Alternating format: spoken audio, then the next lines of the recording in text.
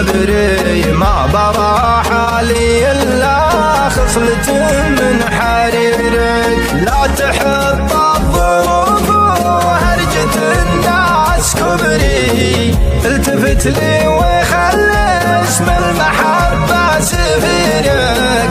المحبة غذا الأرواح يا طول صبري، خاف رب البشر